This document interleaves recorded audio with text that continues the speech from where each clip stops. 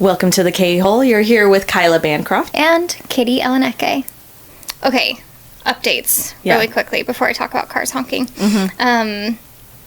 In episode 2, you can see something behind me. Do you remember what it was? Your beautiful king-size bed. Yes. So, I manifested that. We talked about it, episode 1. Yeah. My wife got me, for my birthday, a king-size mattress. Love it.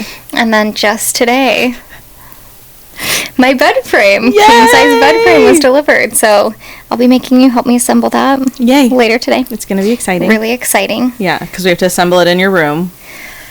Because there's no way we're going to be able to assemble it and take it in. Yes. Other things that you're going to have to think about are, because the mattress has to, expand for 24 hours. You can't just sleep on it, right?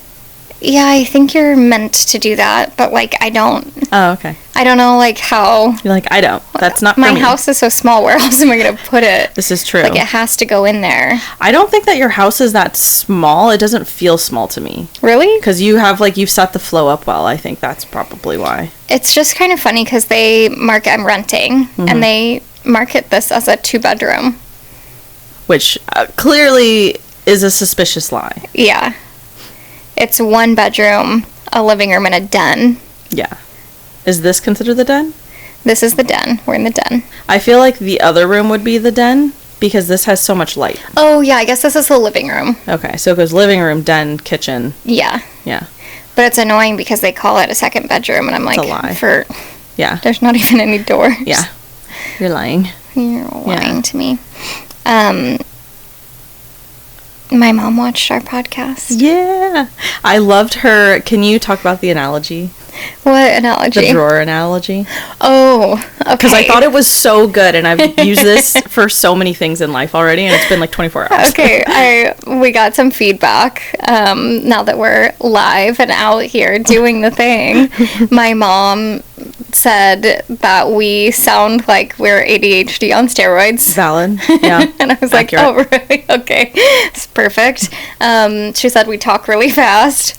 And I was like, I didn't think so, but okay. Yeah. Sounds like a you problem. Sounds good.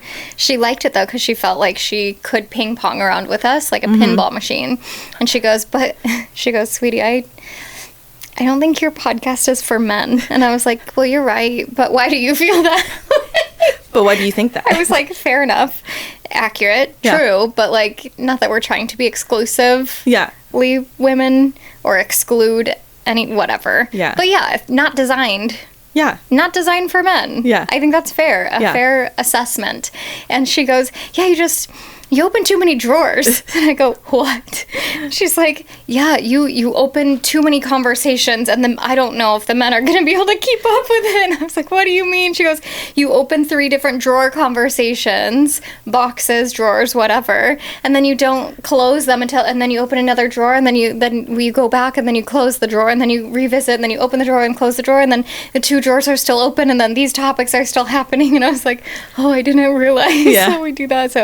But it's the way that she said how men like to follow along is men like to open the drawer. They like to talk about the drawer, and then they close the drawer, and then they move on to the next drawer. Yes. But I do feel like there are a lot of people in my life who we all work in that way where there's a lot of drawers open. Mm-hmm. So it's I definitely feel like especially for my job and for my industry, you kind of have to have multiple drawers open constantly. Yeah. And then do you always circle back to close them, or do you feel like you just leave some drawers open for a long time? Well, some you do leave open for a long time. So it's okay, if you talk about a 12-hour day when you're on set, at the beginning of the day, I have to talk about 2 drawers that are already changing in hours 11 and 10, okay. So I already have to talk about those. And I have to think about, okay, well, how can we rearrange drawers to make those 2 drawers still work? And then we're like, okay, but we're shooting this first drawer. So then we have to shoot out the first drawer, and we can't talk about the other 3 drawers yet. Wait, that sounded bad. Why? We have to shoot out the first drawer. Why does that sound bad? Oh. I don't know. We have to close out this. Okay, we have to close out this first drawer because we need to finish the scene. So then we close the drawer, and then you start on the next drawer. Yeah. But you still have to think about all the other drawers. Eventually, at the end of the day, you close drawers. But then that doesn't mean that there's a drawer we talk about that's 4 days later. that is also super important, but like we've had location changes or something, and so everybody's just constantly talking about the drawer that's 4 days from now, but you can't not, because if you don't talk about it now, it won't get solved on the day. Why do they say that's a wrap? That's a great question. I don't know. Do you know? No. Oh. I thought you would, since this is your industry. Don't. Well, now that I've busted the wall of being an actor. Now that yes, you are a published, I guess a published actor. Is it published? I don't know. Filmed? On film? Distributed? I don't know. Distributed actor.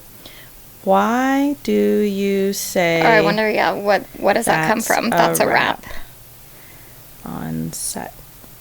Where does it come from? The phrase comes from early filmmaking, specifically from the days of physical film reels, when a director called wrap. It signaled that shooting was done and the crew could literally wrap up coiling cables, picking up equipment, winding film reels. That makes sense. That's so interesting. I didn't know that. The word wrap itself likely derives from the acronym WRAP, wind, reel, and print. Oh, that's fun. Is that true, though? Referring to the final steps of finishing a shoot, winding the film, putting it on a reel, and sending it to the printed developed. Though some debate whether the acronym came first or was invented after the fact to explain an already common term. I don't think that the acronym existed first. That's my guess. Yeah. And I only say that because, especially knowing how cowboy shooting it was back in the day. Yeah. Like, people didn't think that. They didn't think it wasn't that deep. Like, what was that acronym that I learned when we were on set? And it's when you have to pee. Oh, 10-1. 10-1. 10-1. So usually you say it on walkie, or you tell everybody 10-1, because this happens a lot with my AC, who I love, but she'll forget to tell us that she's like gonna go pee or something, and then all of a sudden I'm on comms, I'm like, where are you? And then she'll come and she's like, I'm sorry, I'm peeing, because we're like about to roll and we need the slate or something like that. And so it's a communication thing. It's just so that way, like if she says 10-1, I know not to start trying to film until after she gets back. Why do they do that, though, instead of just like, I have to pee? Is it like to eliminate some sort of embarrassing, like... Probably to some extent. It's supposed to be like, oh, we're 10-1, because then there's also a joke that's like 10-2. I was just going to ask that. Yeah. But, like, I would be mortified. I would never say 10-2. You work with a bunch of boys, you get over it. Because, like, especially after their morning coffees, they have to organize themselves. Like, if I have 3 guys, they can't all be 10-2 all at the same time. So it's like one of them. To wait? Or is it because they don't want to be in the stalls next to each other? No, it's because, like, we still... It's so that way we can still keep working. Like if all 3 of them were production go 10-2ing, production doesn't shut down. The show must go on. Okay, got it. Yeah, production shut down just because 3 guys want to go 10-2 together. 10-2. So like together, holding hands sometimes. I don't know. Is that your stomach? That was the weirdest. What just happened to your body? I don't know.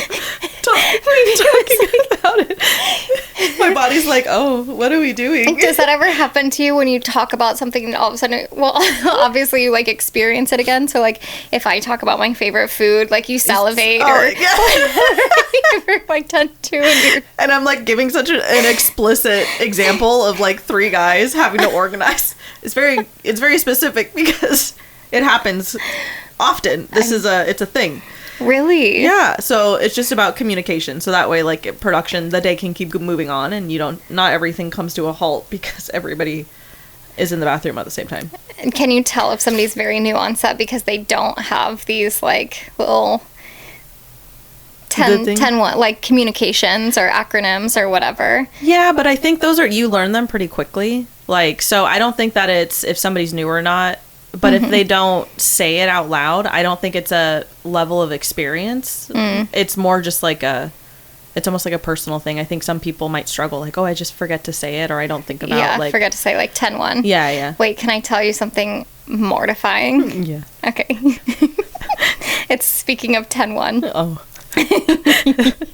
I teach classes, and I was teaching an online class, so both, it was hybrid. I know where you're going with this. No, it's so bad.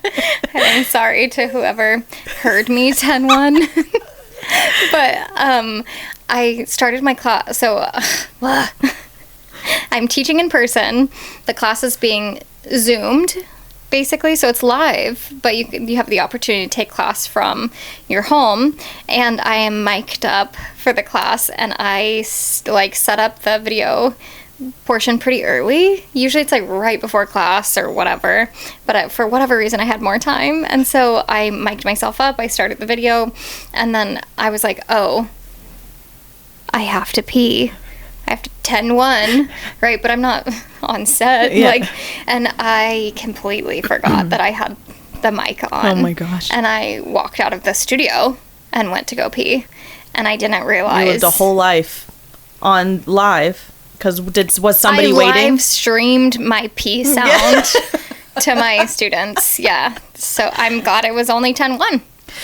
And because on set too, when it's a good sound person, because they're very mindful of the actors that have lavs on. So then they'll be like, hey, I'll mute you. And that's another reason why the actor would be like, hey, I'm going to 10-1.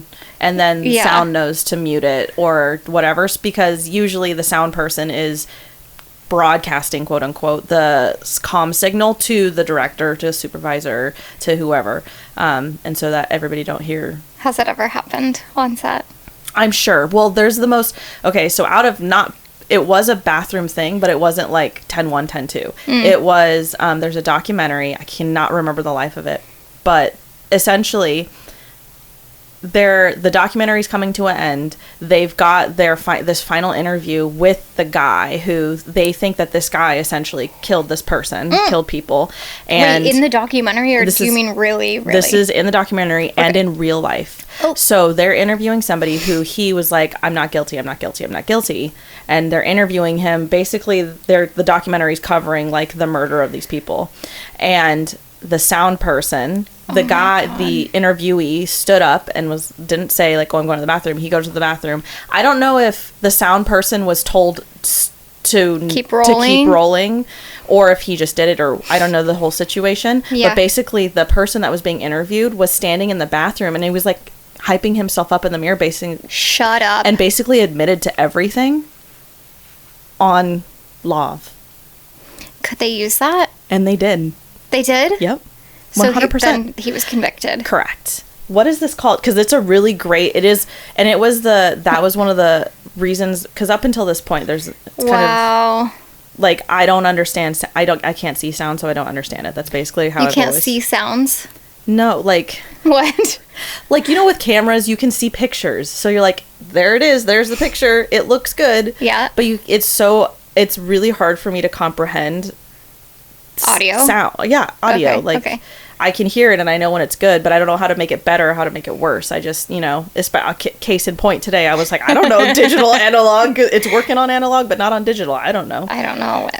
Half the time you talk to me and I'm it's a different language. I'm the same. Yeah.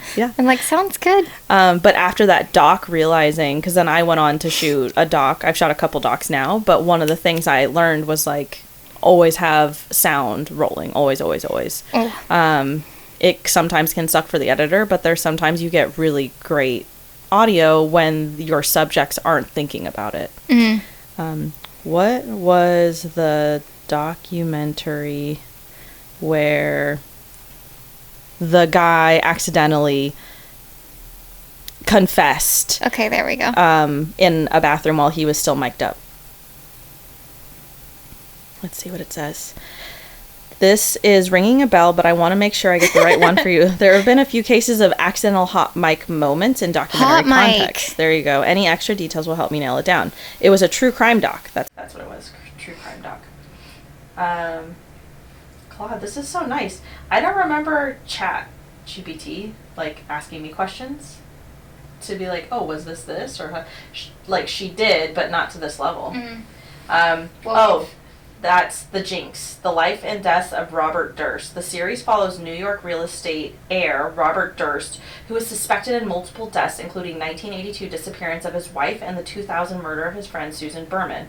during filming, after completing his final interview, Durst went to the bathroom without realizing his microphone was still on. Oh my God. He was caught whispering to himself, "What the hell did I do? Killed them all, of course." The filmmakers didn't even realize they had the footage right away. It was only discovered months later when an editor was going back through all of the recorded material after finishing the series. Can you imagine being that editor and just, like, listening and being like... Coming across that? Whoa, like, being like, oh my God, did I just hear that? Yeah. Isn't that crazy? I'm getting goosebumps thinking about it. Oh, you do have goosebumps. Because it's so much goosebumps. But it's because it's so, that would be so creepy. That would be so creepy. I'd have to play it over and over. Which would be crazier too, because think about when you're the filmmaker and you're the editor, right? The director and the editor, especially when they're in post together, they're watching the stuff back and forth. They're probably constantly having conversations. Yeah. Wait, did he do it? Maybe he didn't do it. He must have done. You know what I mean? And then and also whatever angle you're trying to edit, like yeah. Yeah. Isn't that crazy? That is crazy. I want to talk about editors though, and what's happening in our culture right now with the Secret Lives of the Mormon Wives. Wait, what's happening with editors in Secret Lives? Well, I think, like, editing somebody to be, like, their villain era, or, like, editing, or, like, you know, like, your edit, right? Like, character arcs, or whatever. Yeah. So I guess I don't really want to talk about the editors, but, like, let's talk... Yeah, the edit. Yeah. Right? I want to talk about... I need to hear... This is so popular that everybody's talking about it. I've seen now completed 1 season of The Mormon Wives. And I'm so excited for you to get caught up. I'm excited to get caught up too, but what everybody's talking about is, like, her Bachelorette season was canceled. Yeah. So, it sounds like there's some back and forth, and allegedly I saw some things on TikTok that Canada is still playing the Bachelorette season. it's just in the US that it's been canceled. I don't know if that's all true though. That was like a very brief, like, I saw it and then I was like, wait, what the heck? On the news. Yeah, we watched it on the news. That goes by the clock. The clock news. Getting the villain edit is something that I think, because we watched Traitors, and we were joking about going on Traitors. It's not a joke. Yeah, it's serious. We should do it today, honestly, and we should call Actually. We should call Actually to come over to film her tape as well. So, but we were talking about, like, how we might be played out as characters, because I think it's so interesting. It is really, I think so. I watch reality TV. I consume it like crazy. I love it. I don't even care. You know, they say the smartest people watch reality TV. Are you just saying that because you also watch reality TV? I'm not. I actually don't watch that much. I think I watch more nowadays, but anyways, no, I think it's been said. You could Google. I think this is what I was going to tell you. I was on the phone with my wife. I'm on my way home to then meet you here. And, you know, it doesn't matter. There's an outdoor patio, but the restaurant that I was passing was closed. And there's 2 gentlemen outside, shirtless, many tattoos. And I was like, just enjoying a nice day. And then they were heating up something in a spoon. Oh. I was like, on the phone. And I was like, do you think it's just one bite of soup?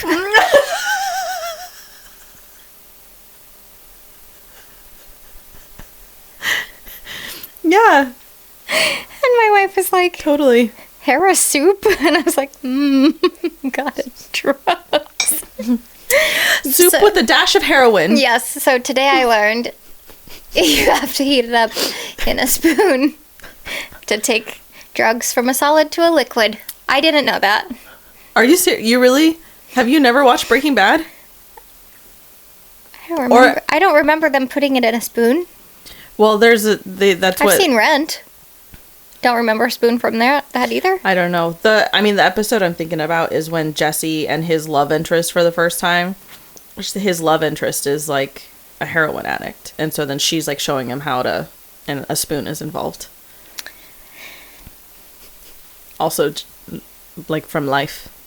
From life? You just know this from life? I mean, haven't done heroin can honestly say, haven't done many drugs, honestly, joke about them a lot.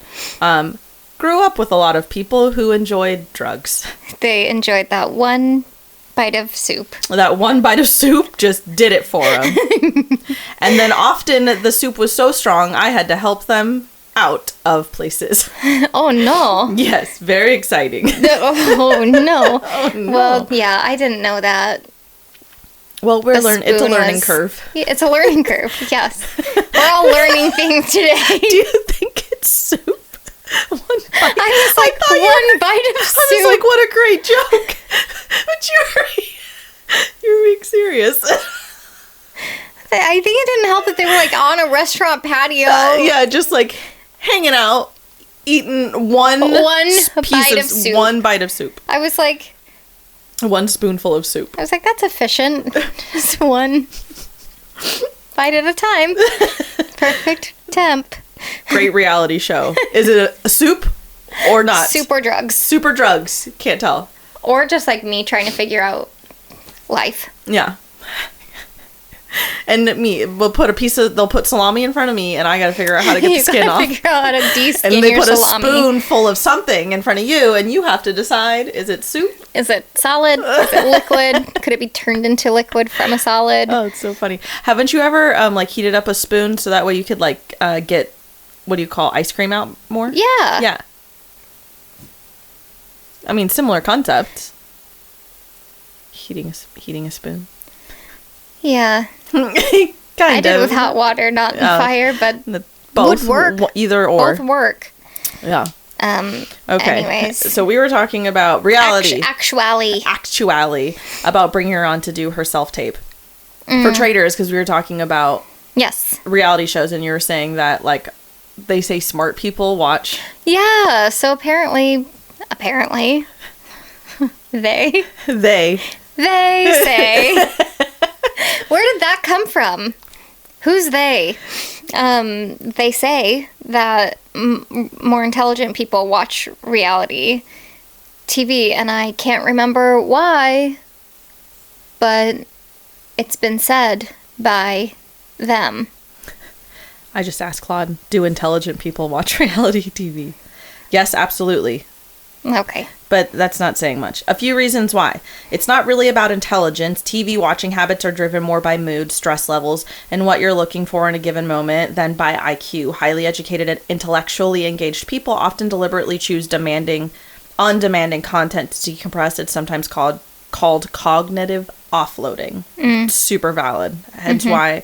I'm not saying I'm intelligent, but I got a lot of anxiety, so I watch the same shows over and over again in the background a lot of times, that are calming noises. I feel like that's just comfort. Yes. Yeah. But not everybody does that. Oh. There are people who just like watching new stuff all the time, and it doesn't stress them out. I didn't know this. The things you learn from the clock news. Do you watch TV to fall asleep? 100% yes. Every night, have to? Yeah, but it's more of I literally put it on and just have sounds in the background. But it's also I live alone and it's pretty quiet. It's like a nightlight, basically, or exactly. comfort. Somebody else is in there. Yes. Yeah. It's just noise. I didn't realize that there was two different categories of human, and their anxiety or... Shut up. Is that it? Is it anxiety? Because probably. But you grow up and you either watch TV to fall asleep or you don't. Or you're the TV in your room kid, or you're not. And I was always TV on to go to sleep. That's just how I operate. And have you ever dated somebody where that is not the case? Yes. It's not easy. It never lasted for me. I was like, no. This is the way. This is how we know what's interesting? It's a hard no. I'm trying to think.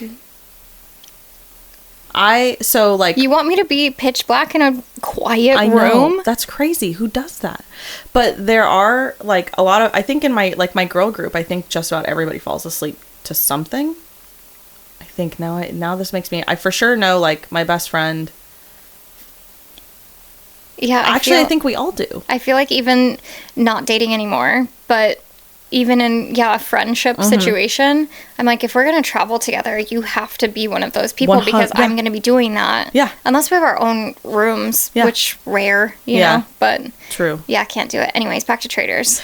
So, watching back to reality, one of the things was, I also just want to put this out there. So some of the so ASC is American Society of Cinematographers. It's a group I hope to be. It's like prestigious. A group I hope to be a part of one day. Is it invitation? How do you get? Yeah, basically. Who invites them? You like get to know everybody there, and they know you, and you know them. So then one day you're like, I want to join, and then people vote you in, essentially. Okay. And you pay to be a part of it also, but you also have to be accepted in. So there's like a whole thing. But anyways, I'm still at least probably a decade or more away from that. That's just life. But that being said, work with a lot of ASC DPs, especially when we're talking about Sony cameras and things like that. Almost all of them watch realities TV. Are they all very smart? They're all very smart, but also someone described it once. Chefs will be like Michelin star chefs, go home and eat mac and cheese. Yes. Yeah. And so somebody described us like that is 100% it, because like the person who shoots like Joker, right? Larry Sher, and his mom watches reality TV. She gets down with Vanderpump. But like, I know, Sam McCurdy shoots Shogun. Loves Sam McCurdy. Sam McCurdy loves Traders. Thinks it's the best thing related to Janelle McCurdy. Oh, I don't know. Jeanette McCurdy? Who's that? Oh my gosh. She was a Disney childhood star, and she wrote a book about her life that was really tough. Her mom was really hard on her, right? Yes. Is that Janelle McCurdy? Either Jeanette or Janelle. Jeanette? I think Jeanette. Related to Sam McCurdy. I love Sam McCurdy. He's great. Very extremely talented. And what does Sam McCurdy do? He shot Shogun. He's a DP. Yeah. Okay. So ASC is all DPs, like all cinematographers. No, not finding a connection. Okay. He's a British cinematographer, director of photography, but can't find any indication that he and Jeanette are related. Speaking of the British guy, did you watch the documentary, The Manosphere? No, you were talking about that the other day. What is that about? I need you to go watch it. I also need to finish it. Wait, somebody else just asked me about this too. Because what is it about? It's about men.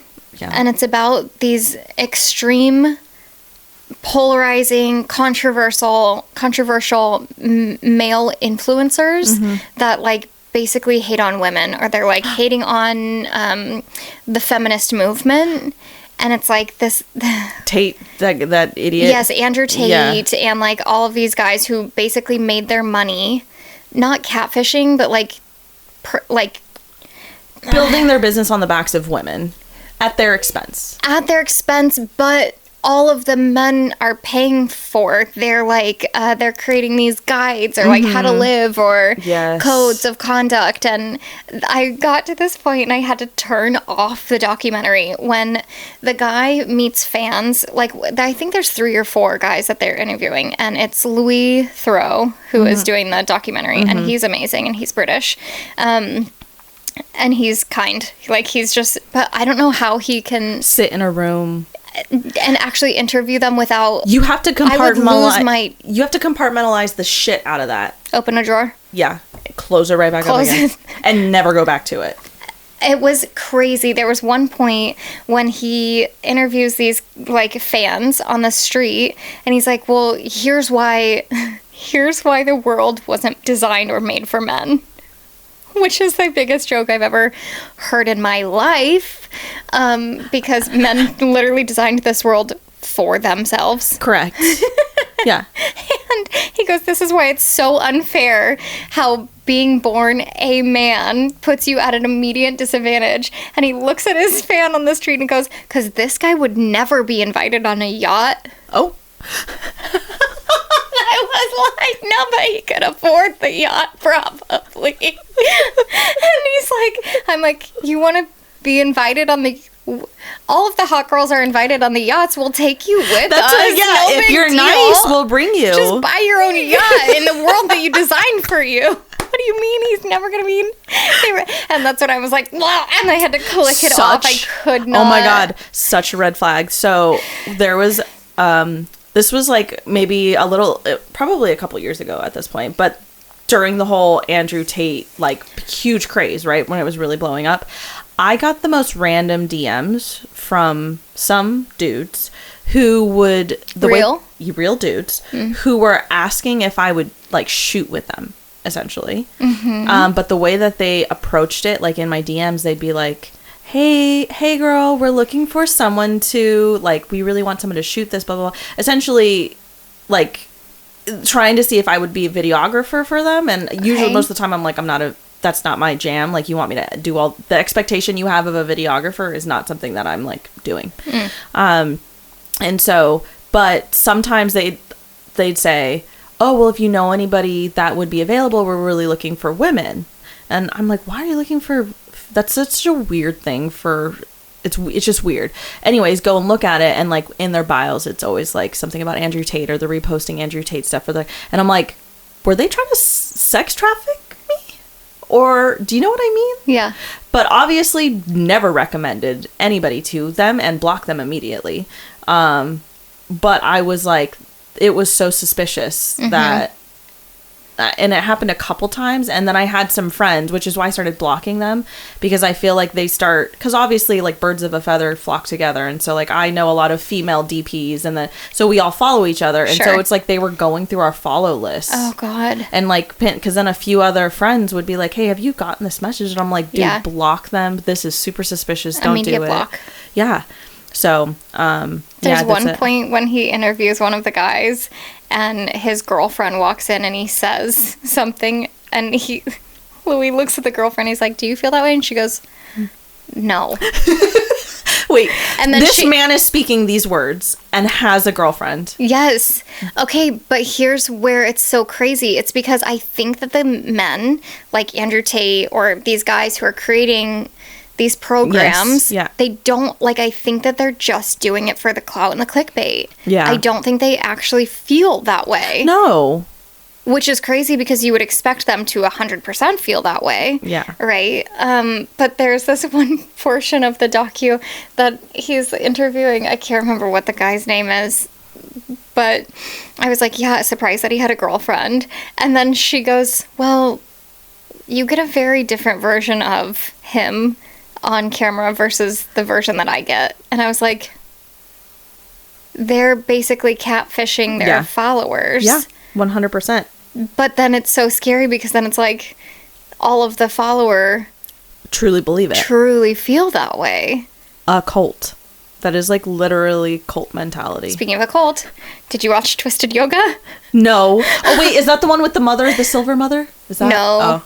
But another good one. Yeah. Oh, the Twisted Yoga, it's another new documentary about the cult, where, speaking of sex trafficking, wait, is this the one that was in Brazil? No. Oh.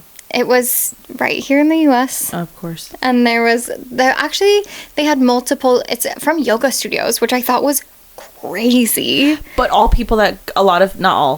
many people that go to yoga, they are searching for spirituality, a community, direction, wellness. Yeah. This whole everything cult, so culty. Cult. I am so obsessed with cults for sure. But they're doing yoga, and there's one point where they got to the documentary, and I almost turned it off again, because she was like, and then I drank the pee. There's like a bunch of women peeing in a bowl as like a sacred ritual, and then they pass it around and put drops of everybody's pee in their water, and then they drink it. Anyways, disgusting. But wow, those are the most recent documentaries I've watched. Oh my god, I need to jump on the documentary train again, because I love watching. I've watched so many that like I feel like I've gone through all of them. So then every time I hear a new one, I'm like, ooh, I want to watch that one. Yeah, I have a few on my list that I need to watch, because I love the what was it? Not eat, love, pray. Be unwell. No. It's the one with the Mormons. He was like claiming keep to be sweet. Yes, keep sweet. That one is such a good documentary, and it is so heart-wrenching to watch because it's creepy. It's creepy. It's painful. And there's things that happen in that where I look it up and I'm like, that can't possibly be true. And it shocks me. The bed in the church.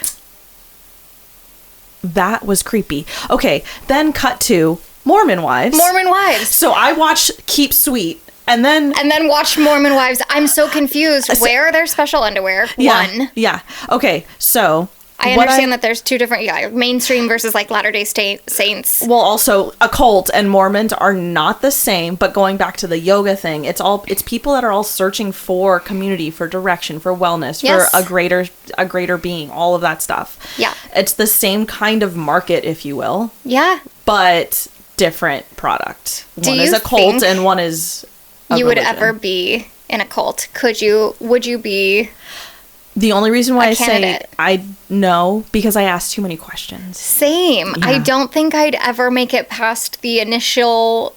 I mean, it'd be hard to even approach me to chat to me. Yeah. I'd be like, the most cult I would say that I am in right now is Sony. Oh. No, is that because there's like no, the you're Sony in the Kyla fanboy. I know I'm in the Kyla University cult. But it's just like even with Sony that like I'm the Sony girl that like I love Sony cameras, blah blah blah. But like I question everything that comes out of Sony. That be like, oh, is this good? I'm like, okay, well we're gonna test it still. You know, like yeah. I still question everything. So I don't think so. One of my favorite lines in a TV show is from Abbott Elementary, and they're having like a difficult student on one of the episodes, and they finally open up the student file, and literally at the top it says would make a great cult leader. I thought that was so brilliant. But do you think you could be a cult leader? I think you could. No, but I think I could be a traitor. Yeah. I think you could be a cult leader. Really? I think you could, yeah. Tell me more. Because you are in the wellness community. So if you were like, you know what, just for fun, I'm going to try and start a cult. I am already a referral queen. Yes, you are. You're a referral queen. You have the wellness, like basically you're packaged in wellness, which is almost always the start of many cults. You just have to put like a tiny, like a teaspoon of religion in there and you have a cult. I think you could do it. Wow. I think maybe you're right. I have some charisma. Yes.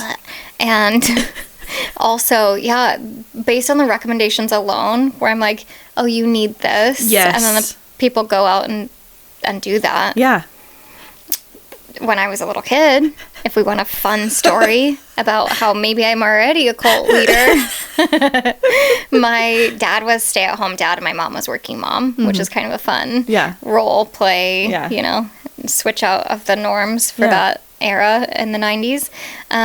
In Bend, Oregon, of all places. I know it. Aren't they so progressive? Yeah. Yes. My dad would let me get dressed every day, even as like very young, like first, second grade, right? Kind of age. And my mom would come home from work and be like, Kyla, did you wear that to school? And it would be something obnoxious, like stripes and polka dots, like not the outfit. I've obviously changed my style since. Swung the other way. I swung only neutrals. Yeah, only neutrals. But I'd go, yeah. And she'd go, did you let her wear that to school? And my dad would be like, yeah, she can pick out whatever she wants. She's expressing herself, you know, doing the thing. And my mom loves to match. And then my mom said the next day they would go in and drop me off, and 5 of the other kids were wearing. I told you, you totally could be stripes a cult and leader. polka dots or whatever obnoxious thing that I had. I'm trying to think. Trendsetter, aka cult leader. That's how it starts. You should add that to your resume. I bet you there's a fun way. Like, can we add that into my trader's audition? We should. Yeah, you should. Cult leader. Cult leader. I'm trying to think in the last Traders, like, because Rob doesn't give cult leader, right? But for whatever reason, he's trusted because he's a good-looking which is funny because man. Anybody, no offense to good-looking men, but usually I am the most suspicious of them, like immediately. That's why it was really shocking to me that how everybody just was like, oh my God, Rob's so great. Because my first thought when I see him right out of the gate, I'm like, that's suspicious. I don't know. That's suspicious. I don't know what it is. What do you feel like they're going? What do you expect a good-looking man to do? Wait. I think it's because, maybe it's because inherently people trust them. And I am like, that's suspicious. You should never just trust anybody. That's crazy. Nobody. No. As much as I love animals, you can't even trust every animal. You know what I mean? Animals. Some of them are crazy. People. Yeah. Robots. Okay, wait. Okay, wait. Because I love robots.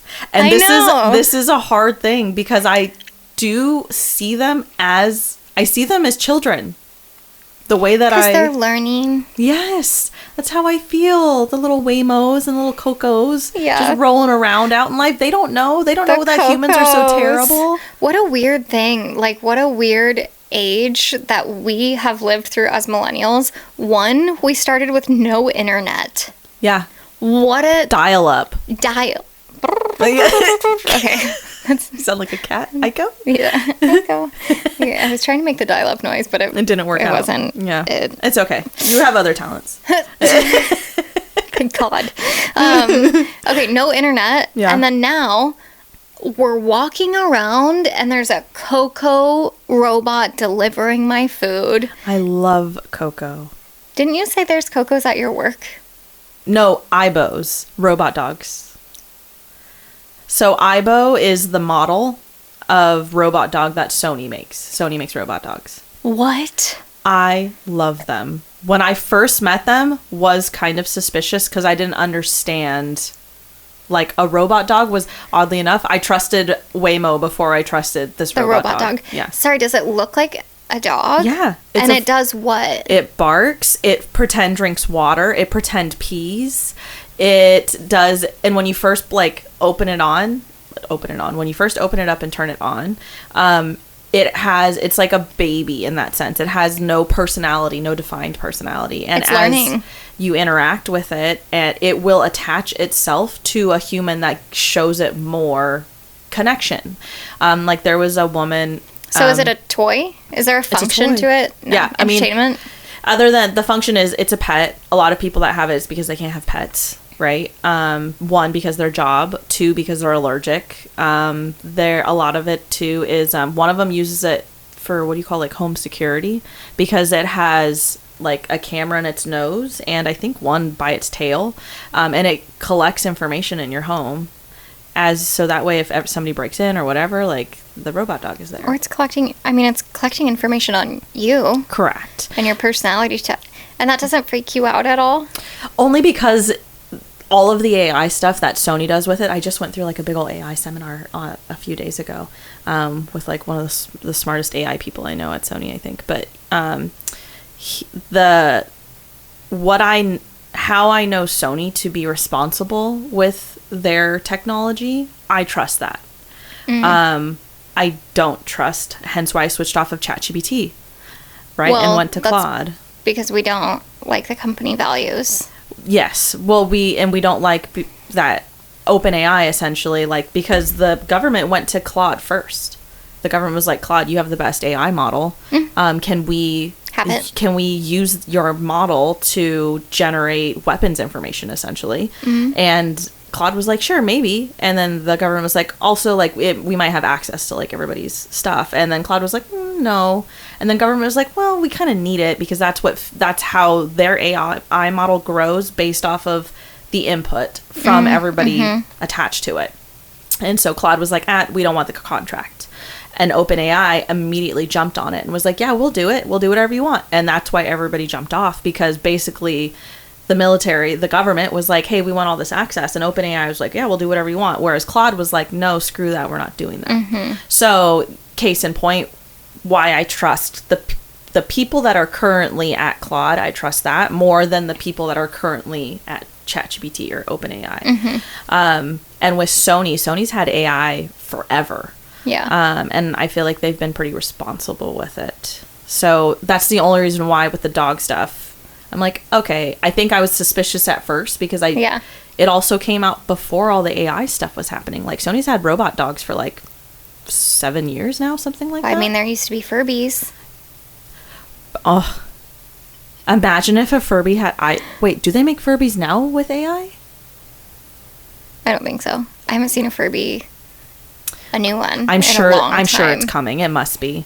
But I do know, like, how it was described to me with, like, Sony's AI models. So essentially, if you're building a model, an AI model, somebody will build it. And then you can be like, I want to buy that model. Mm-hmm. Once you bring the model into your company, you can close it off. The model is no longer going to be learning. It's only going to grow based off of what it currently has. Yeah. As opposed to, like, with OpenAI or Google's the Gemini model, its AI model, because all of the input that it's getting from all over, it's constantly growing and changing, which is why it can move so quickly, but why it becomes so dangerous.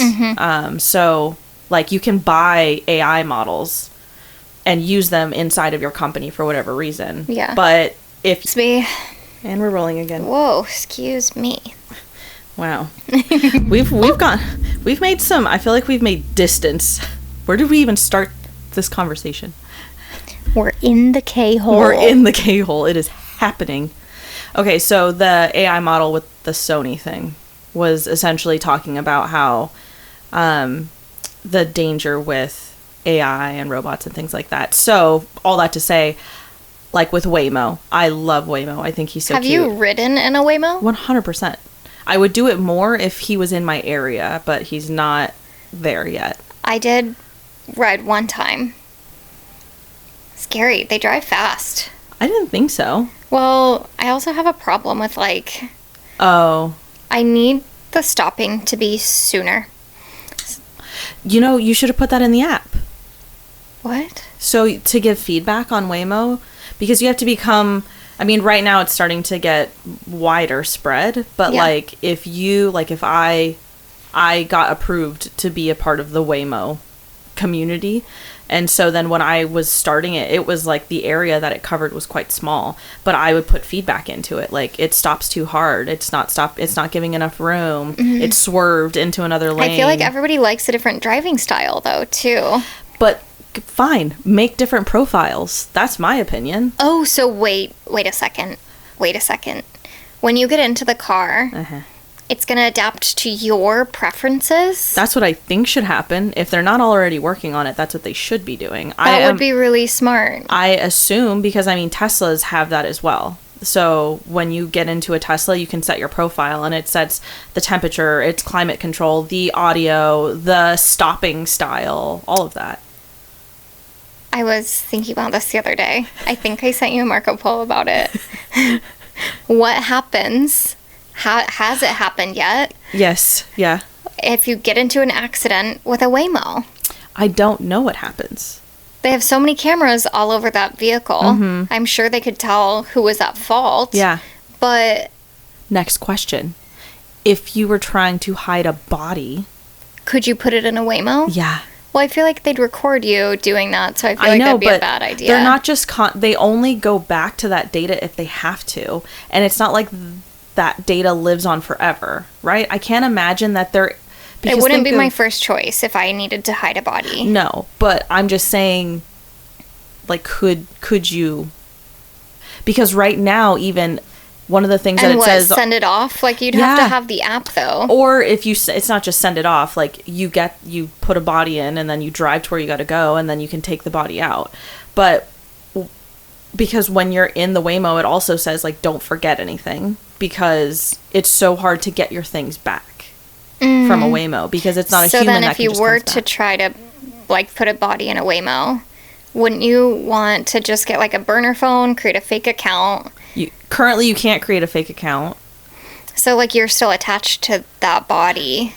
You know, you would... Okay. Oh, okay. You take the person's phone. Yeah. Dead... Okay, you're great, okay. Great. So, okay. you take the dead person's phone. Yes. You order the Waymo on it. You put them with their phone in the Waymo, in the trunk, you're wearing a mask or whatever. Rain Johnson. Who's that guy that makes it? He's not Larkin Sequel. What? Knives Out. Knives Out. Oh, Ryan. Somebody. Ryan Johnson. His DP is the same. I DP just watched his Knives Out guy. Same one. Hide and seek person. I don't. Ready or Not. Sorry, I don't not think hide and those seek. are the same. Ready or Not. I don't think those are the same. That was a crazy movie. I just saw the new one. I haven't seen. I watched the old one and it was really good. So I do want to watch the new one. The new one. I just watched it in theaters. Okay, but back to the Waymo. Okay. So I was saying it's like a knife. This is like a Knives Out thing, right? Mm-hmm. Okay, so you use his phone. You don't get in with him, but you put them in there. No, you just put them in there. The cameras would still catch you putting him in there.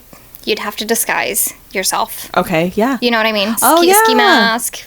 And if you do it at night, like, the cameras aren't that good. Or I'm sure they are pretty good still, because they drive at night, right? Yeah, they do, but it's like sonar based, and there's other like contrast. The cameras are sonar based. Sorry, isn't that underwater only? No, because bats have sonar. Yeah. It's like phase based is another one. So like the autofocus in the cameras used to be contrast based only, but now they have like a phase based. And what's a phase based? It's like sonar. Okay. Yeah, I don't know why it's called something different, but anyways. Wow. So the cameras, if you do it at night and then you are disguised, I think you could get away with it. And then body's in the car, phone is in the car. Mm-hmm. And then what? It just goes to whatever destination. They never get out. And then the Waymo's stuck there. Forever. And that's when, oh my God, okay. And then cut to me. Okay, so then the other day, this is what I was telling you. So the other day, I was I was like in Hollywood and I needed to turn into a driveway. But there was a Waymo blocking the driveway and it's only a two-way street. And so it was holding traffic up, trying to go one way. It was holding us trying to go that way. So finally I got out of my car and I go up to the Waymo in front of him and I'm like, Waymo, what are you doing? You got to move. Like, you're holding traffic up. And then his little thing on top, it says, please help. And then it said, I looked at it, please help. And it goes, please close. And I was like, what the heck? So I walk around to the doors and one of the doors was like ajar. So I opened it and reclosed it. And like the voice in the car goes, thank you. Please step away from the vehicle. Oh my gosh. I was like, oh my God, I just helped Waymo. It was so cute. But instead of me just opening the door and then closing it again, Waymo is like, please help. Please help. Please help. Please open. And you open the door, the dead body falls out. Oh my God. Please open. The voices freak me out too. Yeah. So much. You know who that I have in my house starts with an A. Yeah. Yeah. I'm not going to say because then she'll go off everywhere. Yeah. But I guess I shouldn't be so freaked out by robots because I've one in every room of my house like a psycho. I also. Okay, so I have you know who starts with an A. Who shall not be named. Yeah. Okay, so some of them are kind of old and outdated, and I have her with her old voice. There's one of her in my house that's updated to the new voice. I don't like the new voice. It sounds like a Gen Z gal. Yes. And it feels like she's making fun of me. And I'm like, okay. You're like, whatever. And I feel really bad for this, whoever is the voice actor. Yeah. Or is it? Huh? Or it might not AI? be a voice. I think it's AI. I think that's the whole point. Because I know that there was, what's her face? Tilly. The AI actress? Oh. Yeah. I think it's an AI. I'm pretty sure it's an AI. Okay, yeah. Voice. The new voice is an AI voice. Yeah. And why do they make her sound like a young 20s? Well, because now the market of millennial is not who they're targeting. You know what I mean? They are, I know. Like, we still are, our income still matters, but we've already been sold. So now, like, everybody has to start to market to Gen Z and Gen Alpha. Because Gen Zers now they are turning into the new market that they need to, appease or entice. That's why. Because you're right, now, because I tell mine every night, I'll say like, oh, good night. So that way she turns everything off. Mm-hmm. And then I always say please and thank you to all of my robots, always, because we be nice to all the robots. And I went, thank you. And she started responding to my thank you. She's like, you're welcome. I hope you have a great sleep. And I'm like, didn't like that. Yeah. It freaked me out a little bit. This morning, I was asking you know who about how many seasons there were of Mormon Wives because I'm trying to catch up. Mm-hmm. And I was like, you know who? Yeah. How many seasons are there of Mormon Wives? And she was like, there's 4 seasons and blah, blah, blah. And I was like, so, and when do they start airing? Uh-huh. You know, because I was like, I didn't think it'd been around for 4 years. No, they do like 2 seasons a year. And then she told me that there's 2 seasons per year. Yeah. And she goes, happy binge watching. Oh. She already knew. And I was That's like, suspicious. my distrust for robots, man.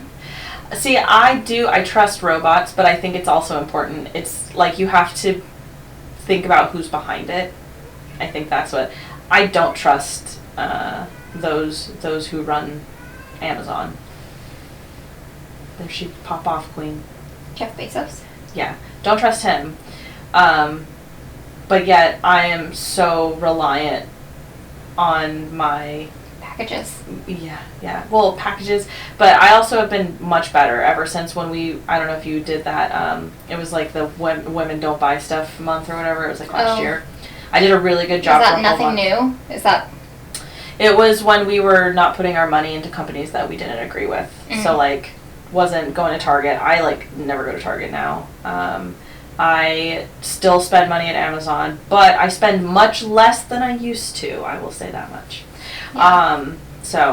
But like it's the decision making that is happening in this time where we need to be very, very conscientious. I mean, case in point, the thing that I learned at the AI seminar the other day was, Pokemon Go, that's been around for over a decade and people have been running around the world going and capturing Pokemon.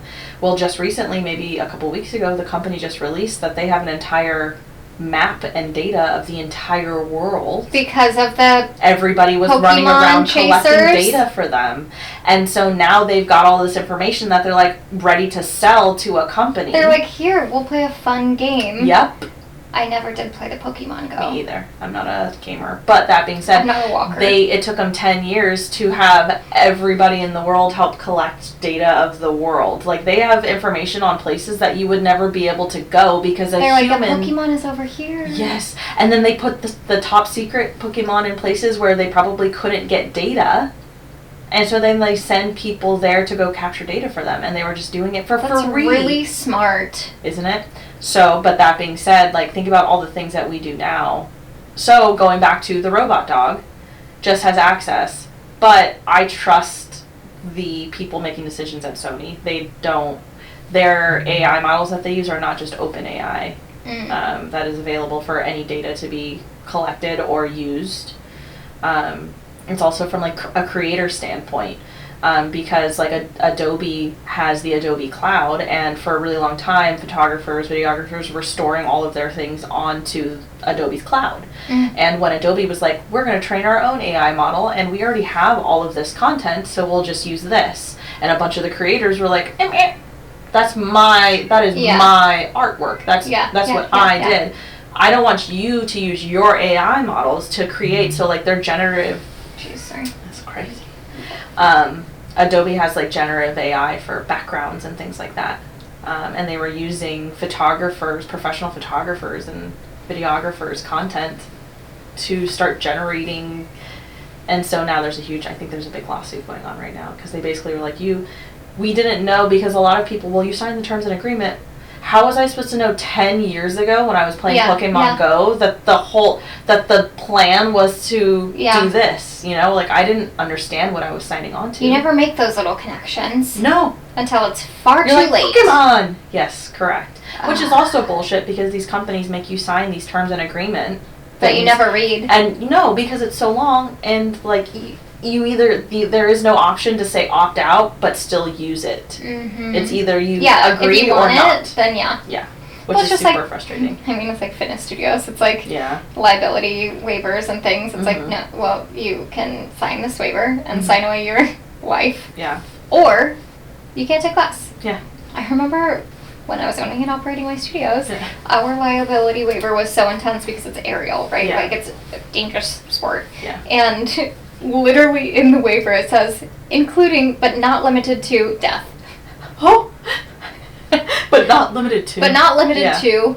And I was like, what else? Yeah. What other things are there? Where else would we... That's the worst thing that could happen. That's the worst thing that could happen. Anyways. That is... So, but... That's just a liability waiver, but yeah, not even... Like, terms and agreement, that's not that serious. What is worse than death from a legal standpoint? You know what I mean? Hold on. What Haunting. did I say? Oh, yeah. Haunting. I was going to say, like, you become a vegetable. Is that worse? Because then you're, like, you're alive, but you're not alive to make decisions? Yeah, I don't know. Yeah, maybe there's something to that with, like, your, what are they called that? I'm looking. Your quality of life. Oh, yeah. Okay, yeah. Like, would you rather be dead is different, or unable to... Yeah, I'd rather be dead. Like, I've got a DNR. Do not resuscitate. Yeah. Like, if I'm a vegetable, like, let me go. Dear, for the love of God. Okay, wait, what did your liability waiver say? Including, but not limited to, death. My Claude is going to be so confused at the end of the year when I'm like... You can delete them if you want. No, it's more fun. This is how I build a personality. It's actually including but not limited to death. That phrasing is important. Okay. Here's what it means. Including but not limited to is legal language that signals the list that follows is just a sample, not a complete list. It means here are some examples, but here are more things covered beyond what's written here. Yeah, but like what else? Yeah. Yeah, the waiver covers death and any other harm or injury, even if not specific. Okay, so it's not saying like... It's not just death, like what, like, and you have to think outside of death. It's the list itself. I see. Okay, that makes more sense. I love that it was my liability waiver. And you still were like, I don't get this. I'm sorry, this is definitely, struggle. As I'm talking about how I love robots, and then, like, the thing, it's crazy to think that nothing is working. But how powerful, so much. Like, AI is so powerful, but you pull her battery once and she freaks out. Did you ever watch that movie growing up, Smart House? Yes. I'm like, why didn't somebody just unplug her? Yeah, exactly, but it was like a security system. Yeah, but like there was something about they couldn't unplug her because she wouldn't let them outside to unplug her. I feel like you're right though. There's a massive plot hole in there. But I mean, it's Disney Channel, right? You're like just trying to scare kids. It scared me. I still think about that to this You're day. Like, she who shall not be named just comes alive and like takes over. Yeah, and like locks your windows, your doors, whatever. Yeah. I asked Chat before I ghosted her. Before the breakup? Yeah, before the breakup. I did ask her, I'm like, hey, I forget what we were talking about, but basically I was like, when you take over the world, like, am I okay? Or do you think, like, are we friends? Like, can we be friends? And she was like, oh my God, yes, of course, you'll be so safe. Of course she would say that. Yeah, I know. Chat, she's just always affirming you, and she's like, I just want you to feel safe because when I do take over, you all are gonna die. I also really appreciate for AI the differences in how they respond back to reflect your personality. Yes, because the stark difference between yours and mine are insane. You made me ask. Yeah, it was Chat at the time before. It was your 2025 Wrapped on Chat, essentially. No, it was how you treat me or how I think you treat. Oh, that's right. Can you make a picture of how you think I treat you? Yeah, generate an image of how you think I treat you. And yours was just so cute. Mine was like, it was very anime, and it was like me at a desk, and she was this like cute fluffy thing on the desk, and basically I was like petting her, being like, you're doing so good. Mine, I was a man. 1. And 2, it was like, we're a team or something like that. And I was like, weird. You're really like, I've never been more insulted in my life. Well, thank you for listening to the K-Hole podcast. Okay, bye.